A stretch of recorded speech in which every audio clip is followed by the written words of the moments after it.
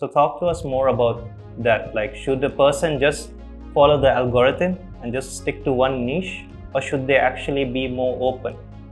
I wouldn't run after the algorithms because they're going to be always changing and you're always going to be chained with their mechanism. So make Instagram your slave.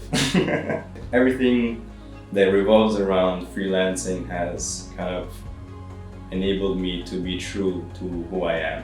So it's really important to look back and see what type of progress you have made.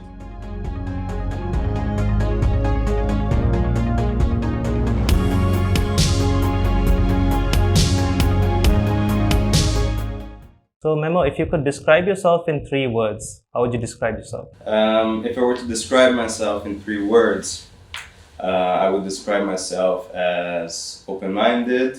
I feel like having met so many people and being lucky enough to travel and see a bit of the world allowed me to be and understand different cultures and different people and different personalities.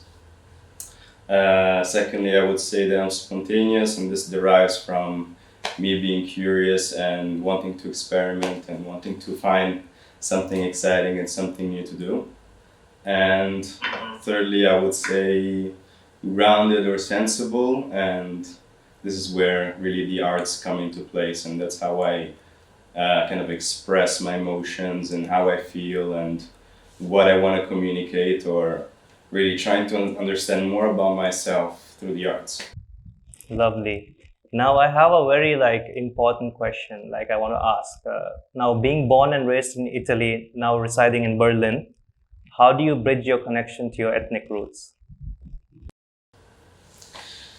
Well, it's definitely not easy. Being raised abroad doesn't allow you to have such a deep connection as you would think you would want to have.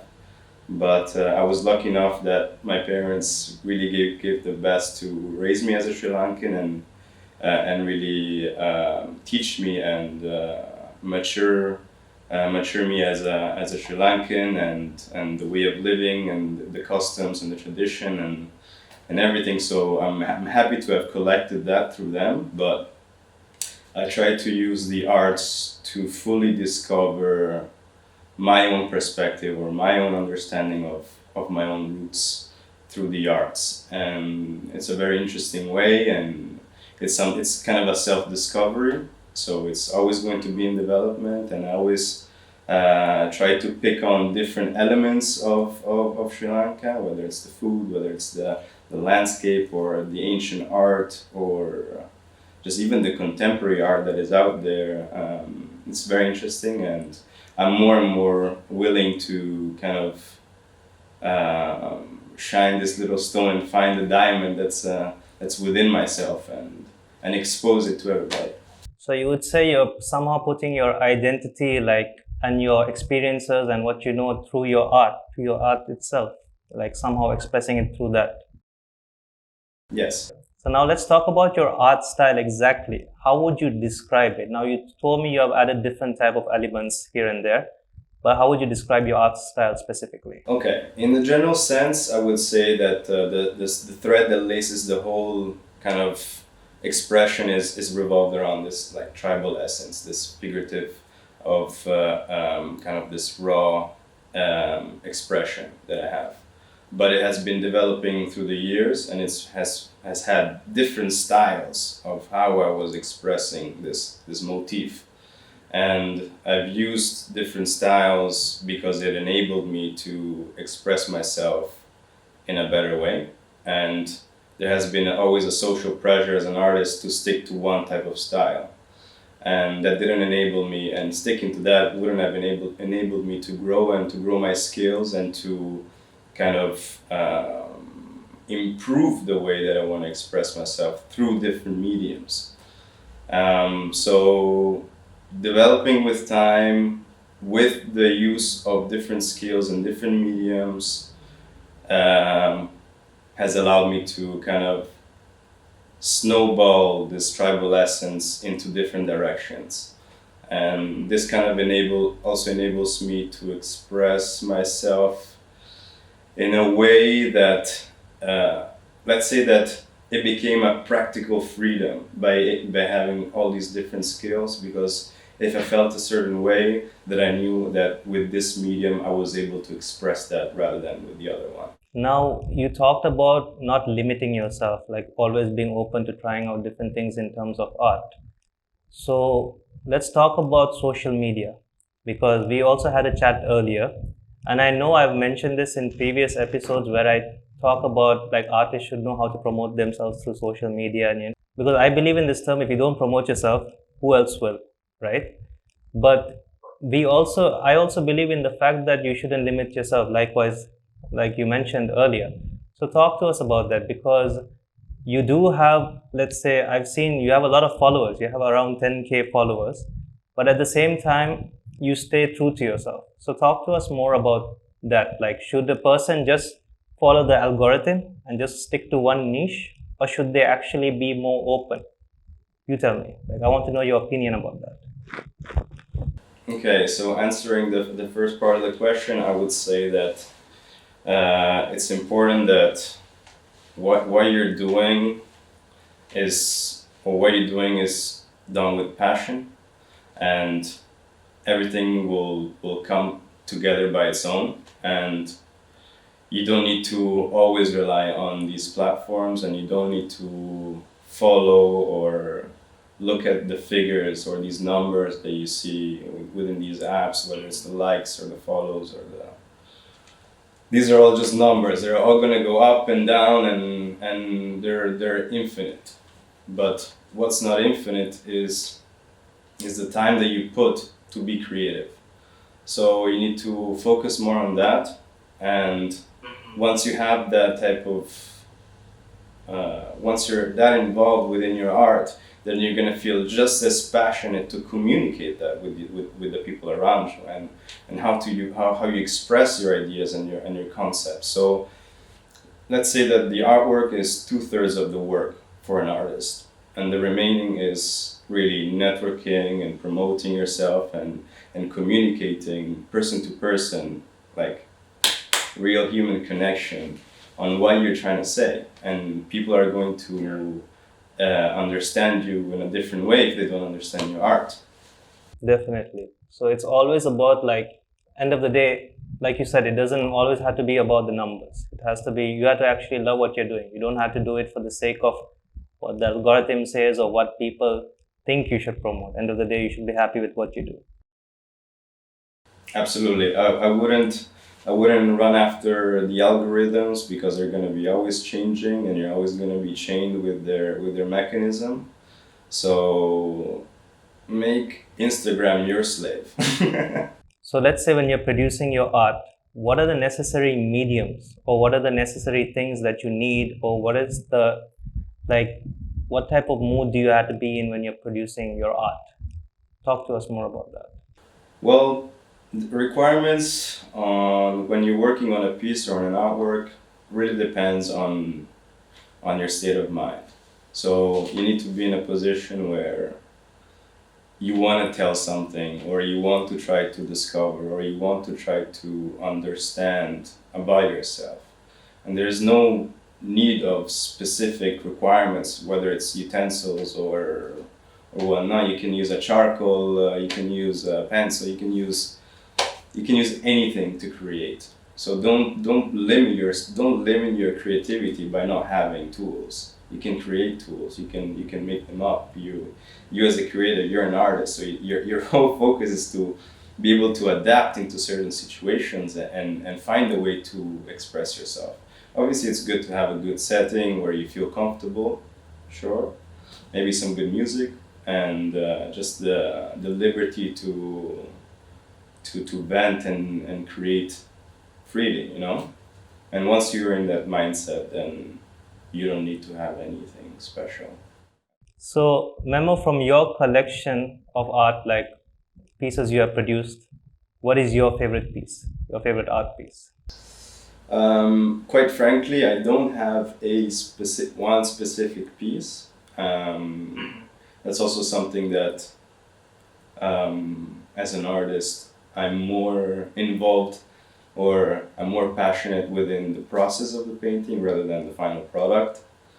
So I do have a connection with all the pieces in a very intimate way, because it kind of defines where I'm at in a certain period of my lifetime.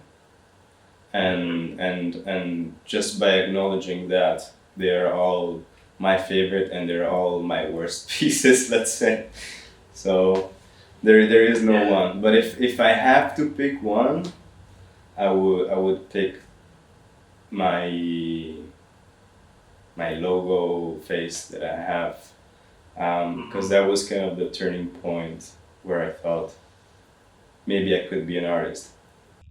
We spoke earlier. I want you to tell the audience about your journey. From you have switched careers and you have changed your path, like I think maybe once or twice. So talk to us about that. Your career change, your journey. Talk to us more about that.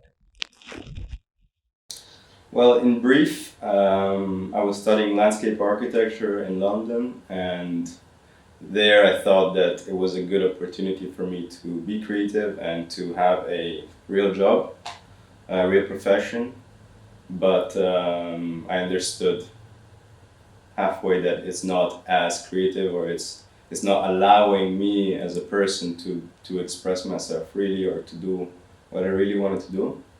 So I knew that that was not the direction that I wanted to take. Um, and then I moved to Berlin, and I moved to Berlin as a graphic designer for a real estate company, which snowballed, where I eventually got employed. But there was nothing creative there and then either. So I started to look around in Berlin, and you see how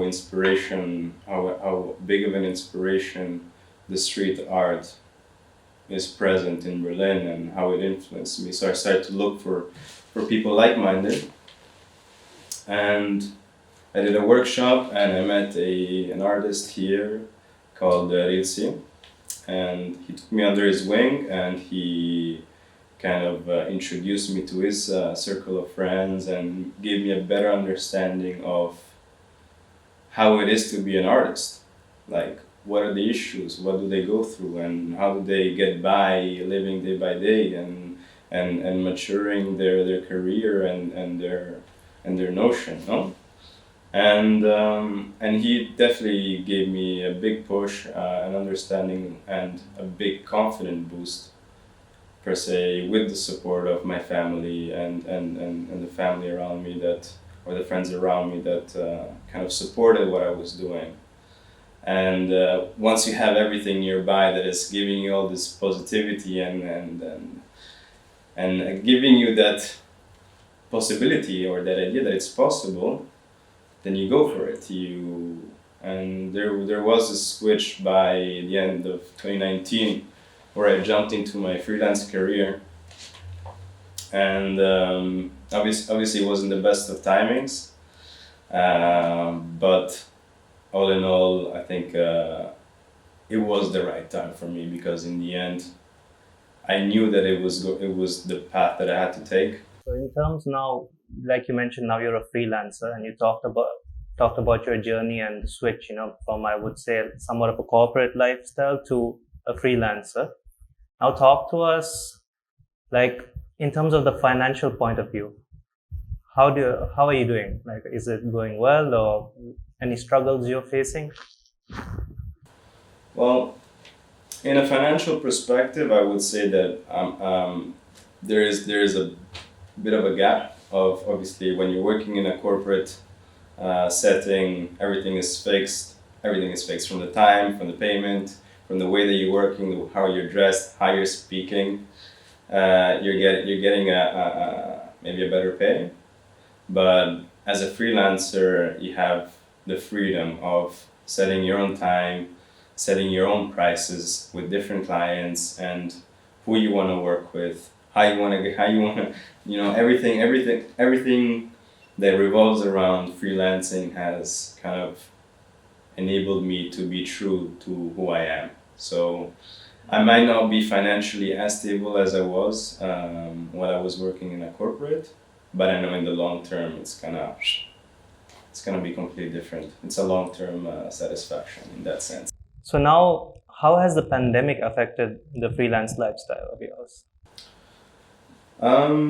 I thought that it was going to be a lot worse, but actually, it gave me more time to think about how I wanted to work and who I wanted to work with. And when you have that time, you really understand where you want to put your time at. And obviously, there are the restrictions, but through technology and through these types of communication, there's always a way to adapt and to still do what you want to do in a different way. And even though you're not able to do it now, you know that you'll be able to do it in the future. So, taking that in mind, I'm okay with the situation. I'm dealing with it, and just taking the best out of it. I'm really glad, Memo. Now let's talk about inspiration. So, at what age did you realize that I could go somewhere with art? You know, did was it a specific situation that inspired you, a person, or what exactly inspired you to continue and follow your passion of art? Well, first of all, I would like to say that um, there was no switch where I thought that, okay, like I need to be an artist now, or I'm an artist, like Eureka. But I've always been keen to draw since the day that I remember, and my mom still has sketches of when I was like a year old. So it has always like the artist feel or the way of thinking has always been part of my life, and it was easily applied through my adolescence, through school and high school, and eventually I got to a point where I was so surrounded by art and artistic people where I thought, okay, and this is the time for myself to step up on the plate and really make something out of it. And I'm really happy. And in terms of inspiration, I I tend to be inspired by various people with various traits, not solely on one or two. But if I were to group a few, I would say obviously Picasso for his ample level of creation with different mediums. He was able to do so many different things, and I feel like that's really impressive. And Basquiat for his carefree expression, Dali for the way or like his surreal interpretations and how subtle and smooth they are. So yeah, it's trying to find different traits from different people and kind of combining them or constructing the way that I want to be identified as an artist. So getting the best out of or trying to find what I think is best from different people and also what's around me, the different people that I meet and the things that I see. So it's not one, it's an amalgamation of different people. That's the thing about us as individuals, as people, like, our experiences and also what we see, we can take here from there and somehow express it through our art. Now that you mentioned Pablo Picasso and Basquiat, I can actually see a bit of that influence in your art. Like now it makes more sense to me. Was there ever a time that you want to maybe give up on art and you thought to yourself, maybe I'm not going anywhere with this? I think these types of feelings are undoubtedly gonna rise as a freelancer in general. So you just always need to really believe in yourself first of all, and kind of look back. It's really important to look back and see what type of progress you have made, and recognize that, and once you understand what you've done and how you've done it, and the growth that you did, then it's a really rewarding feeling to do something that you're passionate about, and that's enough. At least for me, that's enough, and that's okay. And I don't think I'll ever give up on art because it really identifies who I am. From your experience, I want to know what's one of the worst things you heard as an artist? Or do you let these things even get to you if you heard anything bad? Well, luckily, I haven't heard anything yet, but it's bound to happen. But when it does, I try to think about where this type of comment or critique is coming from, and see if I can learn from it or see if I can change people's mind. Essentially, that's to prove myself or to learn more or to do it better. So, Memo, any words of advice for those who are watching? Well, words of advice that I would like to share. I think what's really important is to break the stereotype of work in general, get out of this chain, and really get inspired with what's around you, and not be always dependent on things that you don't have or you want, or the impossibles. And make sure that you make mistakes because it's part of growth, and accept them and don't see it as a negative thing. And most importantly is to be curious. And the more curious you are, the more fascinating you're going to see the world. And it's just going to be such an incredible experience. Thank you, Memo, for those wise words. And it was a pleasure having you on this show. It was a very insightful conversation we had. It was a pleasure having you on this show. Thank you. I really appreciate that you putting your time and your effort to do this. I think I hope to speak with other individuals who, like me, participating in your series. We're thankful for your time. As an artist, it's a very selfless act that you put yourself in a position where you want to give other people the voice, and really appreciate it. Thank you for your time. Thank you very much, Memo, for those kind words. It was a pleasure.